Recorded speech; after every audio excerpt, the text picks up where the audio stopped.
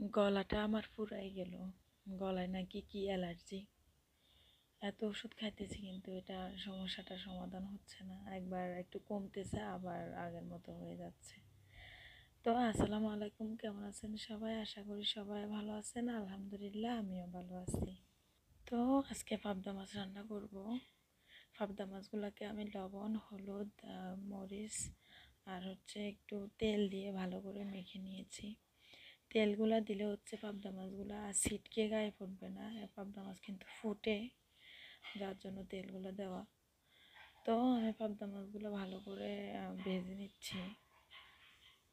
তো এ পর্যায়ে আমি মাছগুলা যে তেলের মধ্যে ভাজি করছি, ওই তেলগুলোর মধ্যে কিছু পেঁয়াজ দিয়ে একটু ভালো করে ভেজে নিচ্ছি পেঁয়াজগুলা। তারপরে দিয়ে দিয়েছি 2 চামচ রসুনগুলো দিয়ে ভালো করে আবার ভেজে নিচ্ছি। রসুনের কাঁচা ঘ্রাণটা যাওয়ার পরে আমি দিয়ে দিচ্ছি 1 চামচ জিরা বাটা দিয়ে আমি ভালো করে মিশিয়ে নিচ্ছি। তারপর আমি একটু পানি দিয়ে দিব।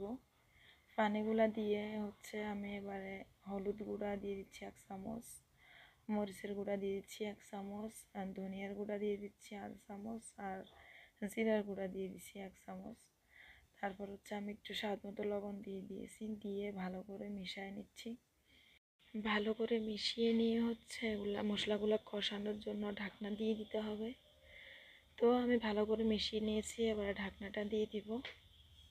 তো আমি 5 মিনিট পরে ঢাকনাটা উঠাই দেখতেছি কোন পর্যায়ে আছে।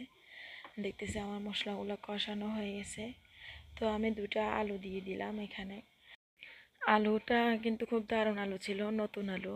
আর আলুটার মধ্যখান দিয়ে খুব সুন্দর ডিজাইন করা ছিল, কালারফুল। যাই হোক, আমার মতো আলু কে কে পছন্দ করেন অবশ্যই কমেন্টস করতে ভুলবেন না। আমার কিন্তু আলু অনেক বেশি পছন্দ। তো কথা বলতে বলতে আমি পানি দিয়ে দিয়েছিলাম তরকারিতে। তারপরে পানি দেওয়ার পরে আমি মাছগুলো একে একে দিয়ে দিচ্ছি। প্লিজ আমার গলাটা আসলে অ্যাভয়েড করবেন। অনেকেই বলতেছিলেন আমার গলায় কি হয়েছে, আমি ভয়েস দিচ্ছি নাকি অন্য কেউ ভয়েস দিচ্ছে। আসলে ভয়েসটা আমিই দিচ্ছি। প্রথমেই বললাম আমার গলায় একটা অ্যালার্জির সমস্যা দেখা দিচ্ছে আজকে 5-6 মাস ধরে। এই সমস্যাটা আসলে যাবে না কখনোই। এটা ওষুধ খেলে একটু কমবে, ওষুধ না খেলে এটা আবার আগের মতো হয়ে যাবে। কিন্তু এখন ঠান্ডা আসছে, আর আমি গরু গোস্ত খেয়েছিলাম, যার কারণে আমার গলায় এই সমস্যাটা আবার শুরু হয়ে গেছে। তো আমি এ পর্যায়ে কিছু টমেটো দিয়ে দিয়েছি। টমেটো দিয়ে আমি ধনিয়া পাতাও দিয়ে দিচ্ছি, দিয়ে আর নামিয়ে ফেলবো। তো এই যে আমার তরকারি রেডি হয়ে গিয়েছে। খেতে অসাধারণ মজা ছিল। তো কে কে এই পাবদা মাছ পছন্দ করেন, তাও আবার নতুন আলু দিয়ে, অবশ্যই কমেন্টস করতে ভুলবেন না। সবাই ভালো থাকবেন। আল্লাহ হাফেজ।